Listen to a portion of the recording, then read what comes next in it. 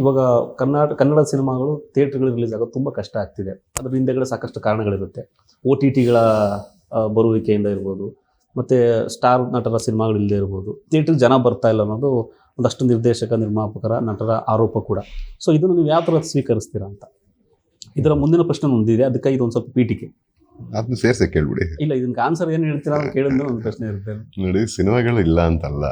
ಸಿನಿಮಾಗಳು ಈ ವರ್ಷನೇ ಒಂದು ಸದ್ಯಕ್ಕೆ ಅರ್ಧ ವರ್ಷ ಮುಗಿದಿದೆ. 100 ಸಿನಿಮಾ 100 ಹೆಚ್ಚು ಸಿನಿಮಾ ರಿಲೀಸ್ ಆಗಿದೆ. ಸಿನಿಮಾಗಳಿಲ್ಲ ಅನ್ನೋದಕ್ಕಿಂತ ಸ್ಟಾರ್ ನಟರ ಸಿನಿಮಾಗಳಿಲ್ಲ. ಸ್ಟಾರ್ ನಟರ ಸಿನಿಮಾಗಳು ಯಾವಾಗಲೂ ನಿಮಗೆ ಟೈಮ್ ತಗೊಳುತ್ತೆ. ತುಂಬ ದೊಡ್ಡ ಬಡ್ಜೆಟ್ ಇರುತ್ತೆ, ತುಂಬ ದೊಡ್ಡ ಆರ್ಟಿಸ್ಟ್ ಬಂಚ್ ಇರುತ್ತೆ. ಎಲ್ಲ ಆರ್ಟಿಸ್ಟು ಆರಾಮಾಗಿ ಕೂತಿರಲ್ಲ, ಬ್ಯುಸಿ ಆ್ಯಕ್ಟರ್ಗಳಿರ್ತಾರೆ, ಅವ್ರ ಡೇಟ್ಗಳಿಗೂ ಕಾಯಬೇಕು. ಸೊ ತಯಾರಿ ಜಾಸ್ತಿ ಮಾಡ್ಕೋಬೇಕು, ಕ್ವಾಲಿಟಿ ಅಚೀವ್ ಮಾಡಬೇಕು. ಆ್ಯಂಡ್ ಯಾವಾಗಲೂ ತೆಲುಗು ಸಿನಿಮಾ ಹಂಗಿದೆ, ಮಲಯಾಳಂ ಸಿನಿಮಾ ಹೆಂಗಿದೆ, ತಮಿಳ್ ಸಿನಿಮಾ ಹೆಂಗೆ, ಅದು ಇದು ಅಂತ ಕಂಪೇರ್ ಮಾಡೋವಂಥ ಒಂದು ವಾತಾವರಣ ಇತ್ತಲ್ಲ, ಅಲ್ಲಿಂದ ಇವತ್ತಿಗೆ ನಾವು ಇಂಟರ್ನ್ಯಾಷನಲ್ ಸ್ಟ್ಯಾಂಡರ್ಡ್ ಸಿನಿಮಾ ಕೊಡ್ತಿದ್ದೀವಲ್ವಾ. ಸೊ ಕ್ವಾಲಿಟಿ ಅಚೀವ್ ಮಾಡೋಕ್ಕೂ ಟೈಮ್ ಆಗೇ ಆಗುತ್ತೆ. So you cannot force actors to back to back cinema ಮಾಡಿ ಅಂತ. ಆ್ಯಂಡ್ ಆಯಾ ಸಿನಿಮಾಗೆ ಅಂದರೆ ಒಂದು ಕತೆ ಮೇಲೆ ಅದು. ಸೊ ಒಂದು ಈಗ KGF ನೀವು 3 ತಿಂಗಳಲ್ಲಿ ಶೂಟ್ ಮಾಡಿಕೊಡೋದು ಎಲ್ಲಿಂದ ಮಾಡ್ತೀರಿ? ಅಥವಾ KGF ಥರದ್ದು ವರ್ಷಕ್ಕೆ 3 ಸಿನಿಮಾ 2 ಸಿನಿಮಾ ಮಾಡೋದು ಆಗತ್ತಾ? ಸೊ ಹಂಗಲ್ಲ, ಅದು ಆ ರೀತಿ ನಡೆಯಲ್ಲ. ಸಿನಿಮಾಗಳು ಕೊರತೆ ಇದೆ, ಸಿನಿಮಾಗಳು ಮುಚ್ಚಿದೆ.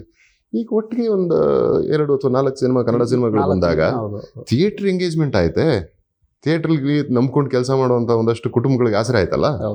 So welcome that. ಸೊ ನಮ್ಮ ಪ್ರಯತ್ನನೂ ಅದೇ. ಆ್ಯಂಡ್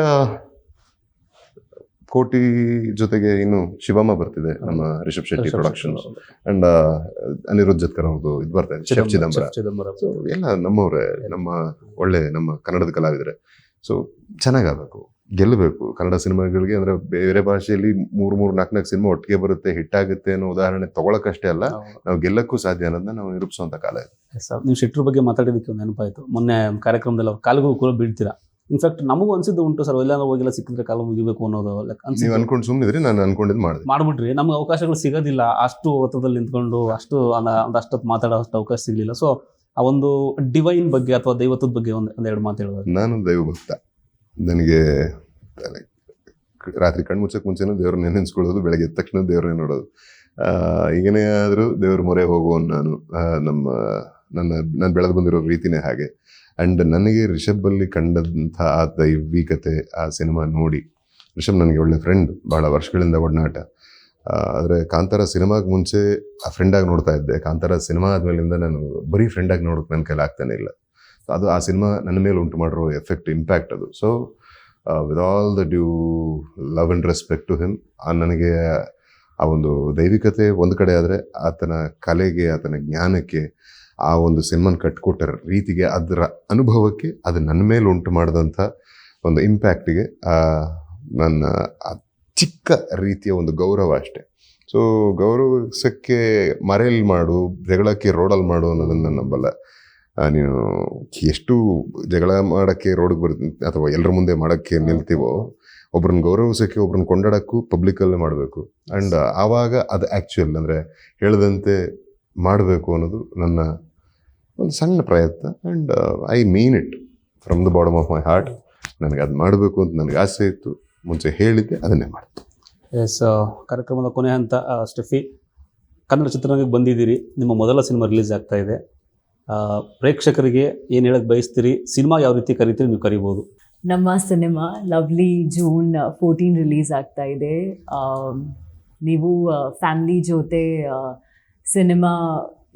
ಥಿಯೇಟರ್ಗೆ ಬಂದು ಸಿನಿಮಾ ನೋಡಿ, ನಿಮ್ಮ ಆಶೀರ್ವಾದ, ಪ್ರೀತಿ ಯಾವಾಗಲೂ ನಿನ್ನ ಜೊತೆ ಇರಲಿ, ನಮ್ಮ ಜೊತೆ ಇರಲಿ. Watch the film in theatres. Lovely. Yes sir, ಈ ಕೊನೆಯದಾಗಿ ಮೇಡಮ್ ಅವ್ರು ಕೇಳೋದು ಮರ್ತ್ಬಿಟ್ಟೆ. ಲಾಸ್ಟ್ ಟೈಮ್ ಸಿಕ್ತಾಗ ಅವ್ರು ಏನು ಹೇಳಲ್ಲ, ಆಮೇಲೆ ಸಿಗ್ತೀನಿ ಹೋಗು ಅಂತ ಹೇಳಿದ್ರು ಹರಿಪ್ರಿಯ ಮೇಡಮ್ ಅವರು. ಸೊ ಮದುವೆ ಜೀವನ ಹೇಗಿದೆ ಅನ್ನೋದು? ಸಖತ್ತಾಗಿದೆ. ಒಂದೇ ಹೇಳಿ, ಏನಾದ್ರು ಒಂದು 4 ಮಾತು ಹೇಳಿ. ಎಷ್ಟೋ ಜನ ಕಾಯ್ತಿದ್ದಾರೆ ಆ್ಯಕ್ಚುಲಿ. ಹೇಗಿದೆ, ಎಲ್ಲೆಲ್ಲಿ ಓಡಾಡ್ತಿದ್ದೀರಿ, ಸಮಯ ಸಿಕ್ಕಾಗ ಹೇಗೆ? ಸಮಯ ಸಿಕ್ಕಾಗೆಲ್ಲ ತಿರುಗಾಡೋ ಪ್ರಯತ್ನ ಅಂತೂ ಪಡ್ತೀವಿ. ನನಗೆ ತುಂಬ ದೊಡ್ಡ ಕಲಿಕೆ ಈ ಒಂದು ಫೇಸು. ಮದುವೆಗೆ ಮುಂಚೆ ಒಂಥರ ಸಿಂಗಲ್ ಆಗಿದ್ದಾಗ ಜಂಗಲ್ ಬೈ ಸಿಂಗಲ್ ಚೇರ್ ಅನ್ನಂಗಿದ್ದು. ಸೊ ಈಗ ಮದುವೆ ಆದ್ಮೇಲಿಂದ ಹಲವಾರು ಆಯಾಮಗಳು, ಬದುಕಿನ ಆಯಾಮಗಳನ್ನ ಕಲ್ತಿದ್ದೀನಿ. ಒಂದು ದಿಕ್ಕು ದೆಸೆ ಅಂತ ಬಂದಿದೆ ಜೀವನಕ್ಕೆ, ಬದುಕಿಗೆ. ಗುಂಡ್ರಿಗೂ ಈ ಥರ ಇದ್ದವನು ಈಗ ಇಲ್ಲ, ಒಂದು ಸಣ್ಣ ಟೈಮ್ ಲೈನು, ಒಂದು ಲೇಔಟು ಈ ಥರ ಇದೆ.